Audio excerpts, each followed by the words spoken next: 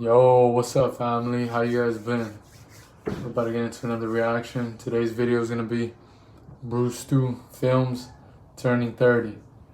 I saw this video and I saw the title, the little title, turning 30. I'm like, okay, I'm gonna react to it because a lot of people are scared to get older. They don't want to turn 30, 40, 50. But I'm gonna elaborate a little bit more on that later on. But yeah, man, let's get into it. Let's go. All right, so I guess it's that time of year again. My birthday has come and went, and here I am another year older. But this time it's different, because this time I turned 30. 30 years old? Jesus Christ, somebody get this geriatric some Metamucil. That's right, I'm 30. I'm old now. I can officially go around telling kids stories about the old times. Back in my day, we only had 151 Pokemon. And if we wanted to go on the internet, we had to use dial-up. What's dial-up, Grandpa? They think 30 is old, bro. That shit's not old at all. I don't want to talk about it. Now, I have to admit that I'm a little pessimistic when it comes to my birthday these days. I don't get all excited like when I was a kid. My God, I'm 10 years old now. I have this here holographic Charizard. I have the world by its ass. Maybe I'm just being a big wussy crybaby. Maybe I just need to be a little bit more optimistic. My God, I'm 30 years old now. I still have this holographic Charizard. It means I still have the world by its ass. After all, it's not like I'm super old like some people. What are you complaining about? Wait till you get into your 70s, where every time you take a piss, it feels like a goddamn colony of fire ants is tap dancing through your urethra. But you know what? It's my party, and I'll cry if I want to. And if I want to sit in the dark by myself and contemplate my own mortality for my 30th birthday, then by God, I'm gonna do it. But luckily, instead, that wonderful wife of mine decided to plan a surprise 2-day trip on my birthday. And that trip was to Mackinac City up in Michigan. And if you're not familiar with Mackinac City, they have a bridge, they have an island, and they have about 9,000 different fudge shops for your fat ass to try. Now, the hotel we were staying at was right on the beach, which meant there was roughly 4,000 seagulls hanging outside of our back door. Like Home Alone 2 in this thing. But there was this one fat seagull that stood out from the rest of them, and his name was Derek. I know his name was Derek because I named him Derek. Derek the Seagull. And Derek's ass was the alpha male of all the seagulls. And any food that was coming his way was all his. He's attacking everybody. That's his territory. He's a fucking maniac. Look at him go. So I'm out on the beach feeding Derek's fat ass some leftover pizza that I had, and everything's going fine until all the other seagulls get pissed off because they're not getting any. So what do they decide to do? Well, they decide to shit on my head. That's what they decide to do. Is that shit? Did a bird just shit on me?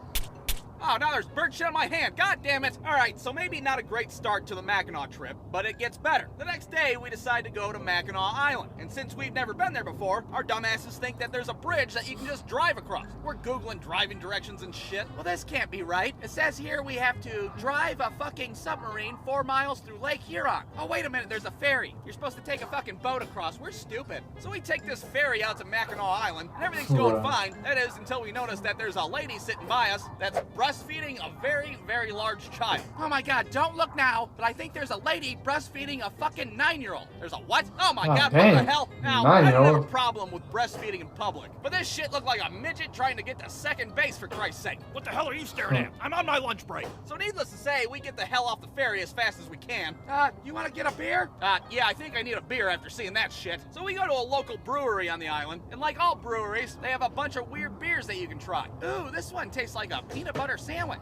Oh God, this one tastes like a fucking Duracell battery. What the hell? We look over to the table next to us, and guess who we see? That's right, it's Milky and her son. The kid still got a fucking milk mustache still on his lip and shit. Okay then, time to leave. I'm not sticking around to watch this kid have dessert. Let's go. So now we decide to rent mountain bikes to ride around the island. The only problem was that my bike was messed up, and the gears would change all willy-nilly by themselves. So now I'm riding around the island looking like a drunk guy that doesn't know how to work a 10-speed. Wow, that guy must be wasted. Yeah, I wonder how many Duracell battery beers he had. Jesus Christ. So we go riding around Mackinac Island with my bike that's possessed by the devil, and I have to say that Mackinac Island is pretty as hell. The water's all crystal clear. This shit looks like a goddamn Bob Ross painting. You see, I'm used to the dirty-ass Maumee River, where the water looks like chocolate milk and it smells like dead people. But out here, it was like riding through a goddamn Lisa Frank folder. Holy hell, look at that unicorn on that path made out of rainbows. So after spending all day on Mackinac's made-up fairy tale island, we take the last ferry back to the mainland. And this is where we go to our final stop of the trip, a dark sky park. You see, prior to the trip, my wife got me a telescope because, well, you know, I'm a big nerd, and I like to look at planets and shit. And a dark sky park is the best place to use a telescope because, well, it's dark. You can actually see shit up in the sky. It's not like your backyard back in the city, where if you look up, you just see 2 dots and a fucking McDonald's sign. So I'm out there with this telescope. I'm trying to pretend to know what the hell I'm doing in front of the other people that actually do know what the hell they're doing. Everything was fine until it came time to leave the park, because now I have to disassemble a whole goddamn Newtonian telescope in the pitch black. I mean, I brought a lantern with me to help me see, but you can't use any white light because, well, it's a dark sky park. No lights are allowed. So there I am, Helen Kellering this thing back in the bag,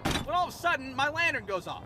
Now I got light shooting in every direction. Might as well been a fucking flashbang going off. And of course this lantern wasn't an ordinary lantern. I had to get the 1000 lumens holy shit lantern. This thing looked like a fucking bat signal in the sky, for Christ's sake. Hey, you stupid idiot! We're trying to look at planets and shit. And then the storytelling how he tells it. Trip to Mackinac City by pissing off a bunch of nerds in the dark. So special thanks to my wonderful wife for making my transition into my 30s as least depressing as possible. And if you're looking for a good time, check out Mackinac City, home of Derek the Seagull, the Duracell battery beer, and last but not least, the milk mustache of Mackinac Island.